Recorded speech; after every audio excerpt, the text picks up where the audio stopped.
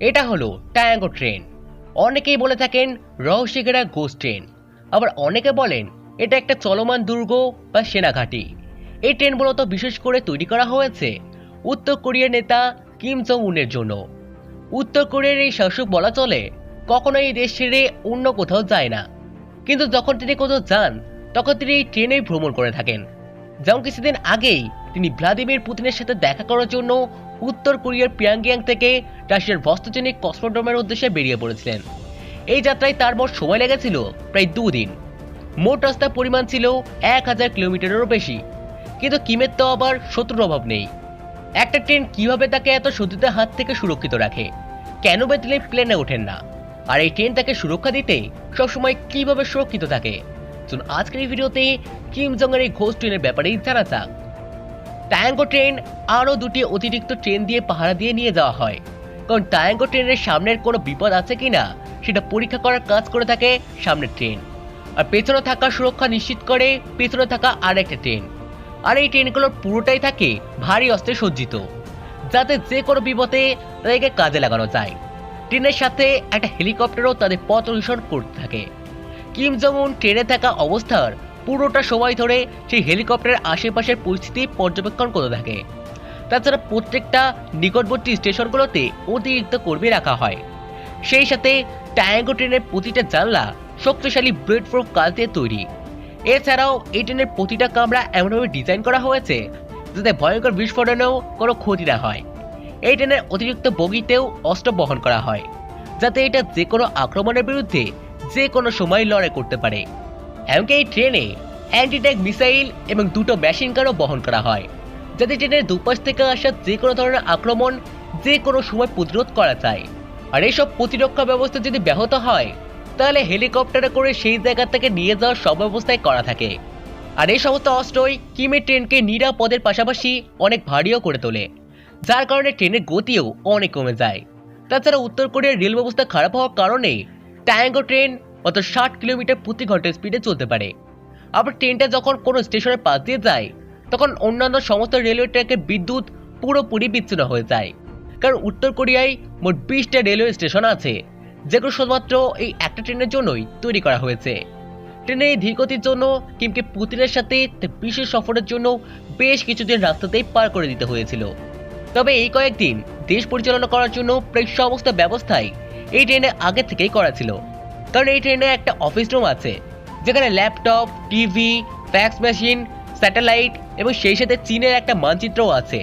তাছাড়াও আছে একটা রিসেপশন রুম, সেই সাথে একটা মিটিং রুম যেখানে কিছু টেবিল রাখা রয়েছে। এই ট্রেনের বেশিরভাগ রুমই সাদা এবং কাঠের মেঝে দিয়ে তৈরি। সেই সাথে সবুজ আর গোলাপি রঙের সোফা, পর্দা, ফুলের মতো দেখতে বাতি বা ল্যাম্প, সেই সাথে জেব্রা প্যাটার্নের কিছু সিটও রাখা রয়েছে। তবে এই ট্রেনের বিশেষত্ব হলো এতে থাকা রেস্টুরেন্ট, যেখানে কোরিয়ান, রাশিয়ান, চাইনিজ, জাপানিজ, ফরাসি সহ প্রায় সব ধরনের সুস্বাদু খাবারই পাওয়া যায়। তাছাড়া এই পুরো যাত্রায় কিম জং উন যাতে বিরক্ত না হয় সেই জন্য রয়েছে আরো বিশেষ ব্যবস্থা। এই ট্রেনে সবসময়ই একজন গায়িকার ব্যবস্থা করা থাকে, যে কিনা কিম জং উনকে গান গেয়ে শোনায়। ট্রেনের পথ শেষ হয়ে গেলে এতে থাকা 2টি মার্সিডিজ লিমোসিন গাড়ি নামানো হয় বাকি রাস্তা পাড়ি দেওয়ার জন্য। মজার ব্যাপার হলো কিমের পরিবারের ট্রেন যাত্রার একটা লম্বা ইতিহাস আছে। এই জায়গাটার নাম কুমুজিং প্যালেস, যেখানে কিম ইল সাং আর কিম জং ইলকে দাফন করা হয়েছিল। এর পাশেই তাদের ব্যবহার করা একটা ট্রেনের বগিও রাখা আছে। এমনকি কিম জং ইলের একটা ছবিও টাঙানো আছে এই ট্রেনের পাশে। ছোট ছোট লাইট দিয়ে বানানো একটা ম্যাপ দিয়ে দেখানো হয়েছে তারা কোথায় কোথায় ভ্রমণ করেছিল। মূলত কিমের পরিবারের ট্রেন এক প্রকার নিরাপত্তার জন্য ব্যবহার করা শুরু হয়েছিল, কারণ কিম জং ইল বিমানে ভ্রমণ করতেও কিছুটা ভয় পেত। আরও মজার ব্যাপার হলো 2001 সালে প্রায় 1 মাস ধরে তিনি একটানা ট্রেনে যাত্রা করেছিলেন। 20,000 কিলোমিটারের লম্বা পথ পাড়ি দিয়ে তিনি রাশিয়ার মস্কোতে গিয়েছিলেন। কন্টাস্টিন নামক একজন রাশিয়ান কর্মকর্তা পুরোটা সময় ধরে তাকে সঙ্গ দিয়েছিল।